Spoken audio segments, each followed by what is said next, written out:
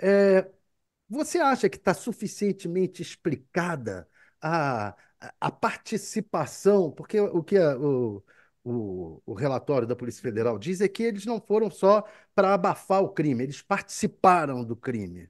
Está suficientemente explicada essa participação deles, como foi? E como se explica que eles tenham levantado os primeiros, os assassinos, de fato? Isso não prejudicaria Ô, eles mesmo?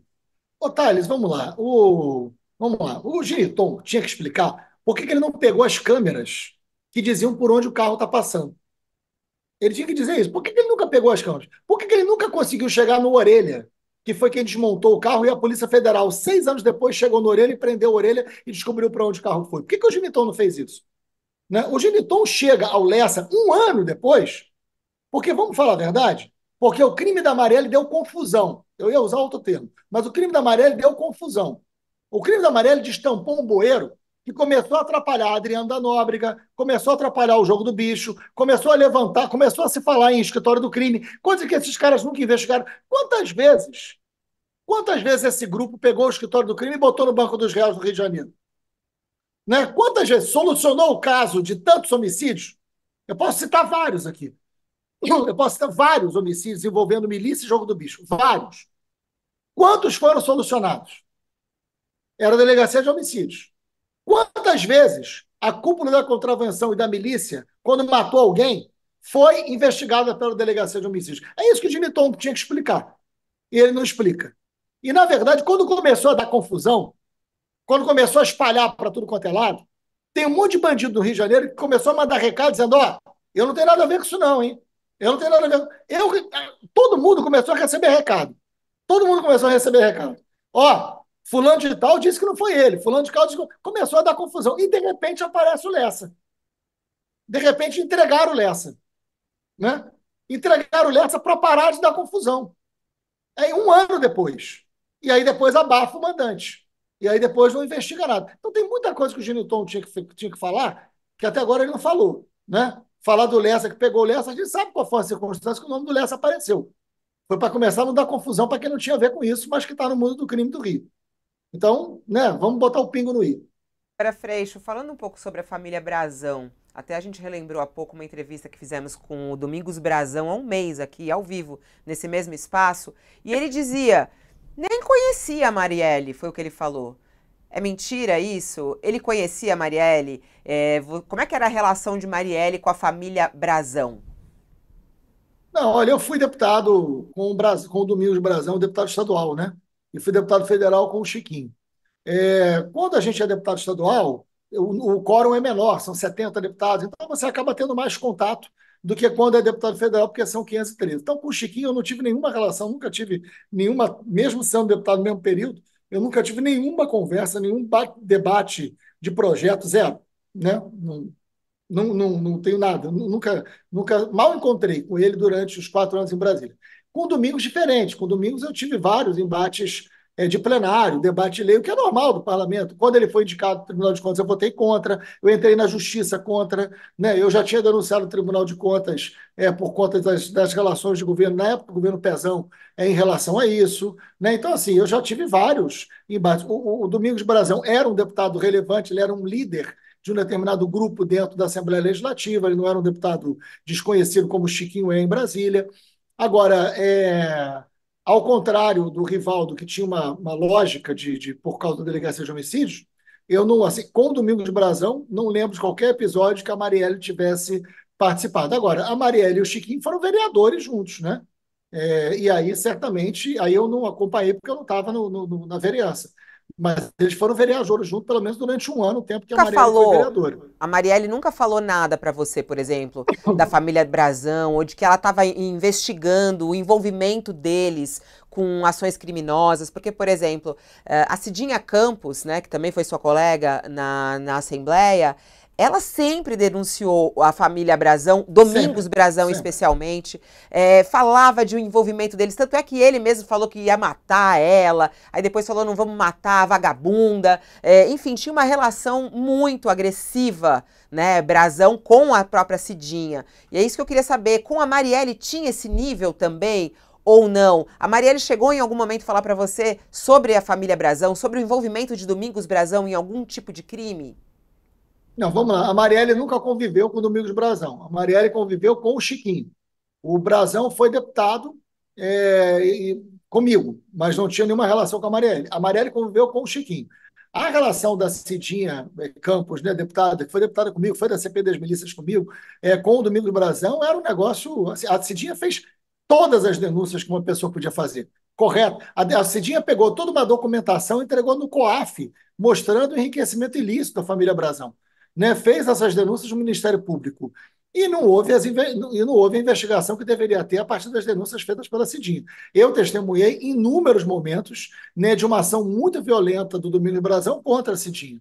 Talvez se tivesse investigado tudo que a Cidinha falou e corretamente, né, isso não teria acontecido, quem deveria investigar. Então a Cidinha foi muito corajosa, muito firme em tudo que ela denunciou ali contra o Brazão, contra o Domingos, né?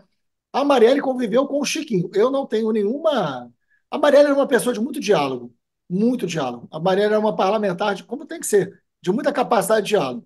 O tema fundiário não era um tema central do mandato da Marielle.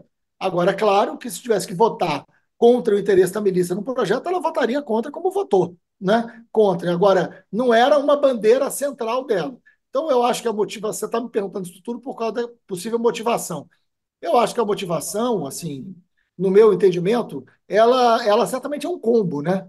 É um combo. Assim, a Marielle fez parte do nosso grupo político, foi 10 anos com a gente enfrentou muito os interesses deles. Como vereadora, ela era uma vereadora muito atuante, estava do lado dos movimentos populares, era uma mulher negra que incomoda uma determinada elite política violenta do Rio de Janeiro. Eu acho que tem um combo aí na hora de escolher a Marielle para fazer essa barbaridade.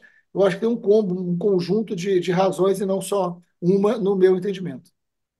Olha, Freixo, tem uma evidência que esse caso só reforça, né? Que há uma estatização do crime no Rio de Janeiro, né? Sim. E é muito impressionante a forma como a sociedade do Rio de Janeiro se habituou a isso, ela normalizou isso, né? Eu me lembro que na campanha de 2018, o Wilson Witzel, então candidato ao governo do Rio de Janeiro, apareceu empoleirado ali num caminhão no centro de Petrópolis, ali na Rasgando a Serra placa da Marielle, lembra? ao lado de dois candidatos, um a deputado estadual, outro a deputado federal, rasgaram a placa da Marielle, que eles tinham tirado de um poste, né? E aí acho que é Rodrigo Amorim, o sujeito que era deputado, candidato a deputado estadual, e o outro era o Daniel Silveira, né, que se Uhum. elegeu deputado federal, hoje está até em cana, mas se elegeu, né? E aí esse Rodrigo Amorim dizia: agora é Bolsonaro, porra, acabou o PSOL, acabou o PCdoB, esses vagabundos acabaram e tal. E o Witzel foi eleito, esse candidato a deputado estadual foi o mais votado no estado, esse Rodrigo Amorim. O Daniel Silveira foi eleito. Quer dizer, a sociedade do Rio de Janeiro aceita isso, isso dá voto, não é? A que você atribui isso? Porque se há uma coisa clara ou nítida hoje, é que não se fará uma mudança desse cenário no Rio de Janeiro sem uma participação da sociedade, né? Você acha que a sociedade está madura para fazer esse movimento ou não? Nós estamos a léguas de distância disso. Não, essa pergunta é a pergunta mais profunda que a gente pode fazer no Rio de Janeiro. Desses três, só resta um, né? Parece aquele brinquedo que a gente tinha antigamente do resta um, né? Dos três, só resta um, né? Um já está em cana, o outro está no exílio da amnésia, ninguém lembra que ele existe, e um ainda está por aí por enquanto, né? Então, assim, também não sei se é muito próspera a vida de quem caminha por esse lado, Não, né? você está É, certo nesse aspecto, mas o vice do Witzel se reelegeu, né? E fez sim, campanha do lado da claro. família Brazão, né? É isso, exatamente isso. Eu acho que eu acho que você você usa uma frase importante, que é o quanto o crime é uma questão de Estado hoje no Rio. Que é isso, assim. Não é, a gente não está falando de uma coisa isolada, né, José? Você está falando por isso que eu falei do Estado leiloado. Não é um Estado paralelo, é um Estado leiloado. Eu quero retomar essa frase que é de 2008, na CPI. É o mesmo Estado operando para o crime, é o crime dentro do Estado. E aí, qual é o segredo da milícia nessa história? É um domínio territorial, é um domínio econômico amplo sobre a vida das pessoas, como qualquer máfia professor Walter, se estivesse aqui, ia concordar comigo. Como qualquer máfia, eles têm um braço do terror e um braço da assistência. Todo miliciano, aliás, a família Brasão não é diferente nesse sentido, é dono de um centro social. É dono de um centro social. Todo o miliciano, isso está no relatório da CPI. Eles têm sempre um centro social. Então, tem o domínio armado, tem o domínio da economia e tem a assistência, via, muitas vezes, o Estado em nome do crime. Então, tem uma complexidade muito grande aí. O Rio, para ter uma saída dessa história, o governo estadual tem que chamar o governo federal e ter um plano de enfrentamento ao crime que está dentro do Estado. Se não for assim, não tem saída. Porque a parte da população tem uma parte significativa. Hoje, 65% do território da cidade do Rio de Janeiro está na mão da milícia, Josias. É um negócio muito comprometedor da democracia.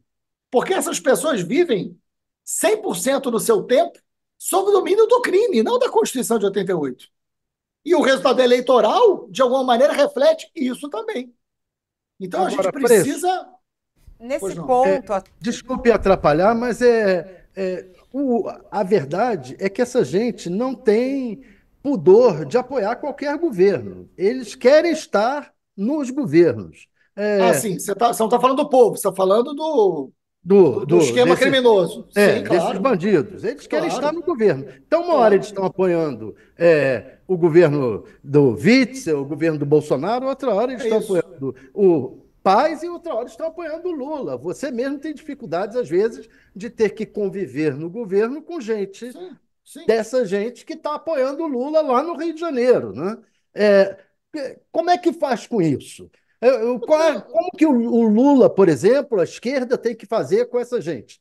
Ô, Thales, eu não sou dos sectários que acham que não tem que ter aliança, não tem diálogo. Mas no Rio de Janeiro, você não pode ter aliança com crime.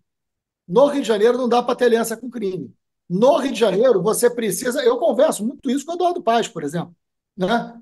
Não dá para achar que vai governar com crime e vai ser diferente de tudo que aconteceu. Porque o Rio de Janeiro chega. E eu não estou falando de governar com a direita, com a esquerda. Assim, não vamos ter ilusão.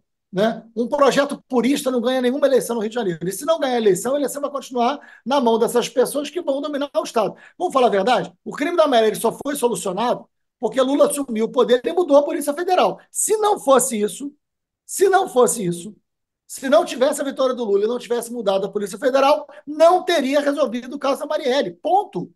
Então, a eleição não é um detalhe. Mudar as instituições não é um detalhe. Com erros e com acertos, né? Com concessões ou não, você tem que ganhar a eleição para mudar o destino da vida das pessoas. Se o André não tivesse assumido a Polícia Federal, não, o caso Marielle não seria resolvido. Seria um domingo de chuva normal no Rio de Janeiro. Não teria sido o que foi ontem. Isso é fato. Nem da Polícia do Rio, nem da antiga Polícia Federal. Então, eu defendo as alianças. Agora, o Rio de Janeiro tem que ser um pacto contra o crime.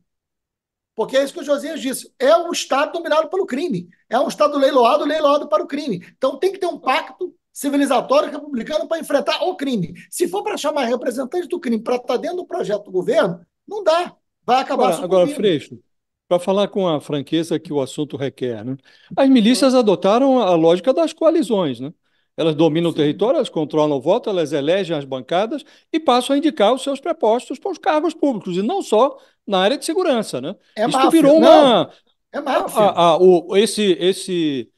esse irmão do Domingos Brazão aí, ele estava o Chiquinho Brazão estava no primeiro escalão da Prefeitura do Rio de Janeiro até o mês passado. Quando ele soube que o Rony Lessa estava delatando, ele fugiu ali para o seu mandato de volta, mas ele estava ali. Ele integra hoje o União Brasil, está se transferindo, nem sei se vai conseguir se transferir. O União Brasil expulsou e ele vai para o Republicano. São dois partidos que compõem a coligação do Lula em Brasília. Ainda outro dia estava a Daniela do Vaguinho, era ministra do Turismo do Lula, com todas as suas conexões milicianas. O marido dela, o Vaguinho, saiu em defesa do Domingos Brazão nas redes sociais, quando se mencionou o envolvimento dele nesse caso da Marielle. Então, quando você fala em romper a lógica, não incluir bandido na coligação, é preciso que haja consciência de que ninguém está fazendo isso, né? Esse Não, Domingos não, Brazão, não. ele apoiou a Dilma, ele apoiou o Bolsonaro, ele apoia Claro. quem lhe convém. E Olha, eu vou te eles contar. fluem na máquina pública e não há esse movimento a que você se refere, que eu acho que é correto. Teria que haver, olha, quem é bandido não pode participar de coalizão, né? Não, é isso, eu concordo, e não é simples, não estou dizendo que é simples, não. É mais fácil ganhar uma eleição com eles, né?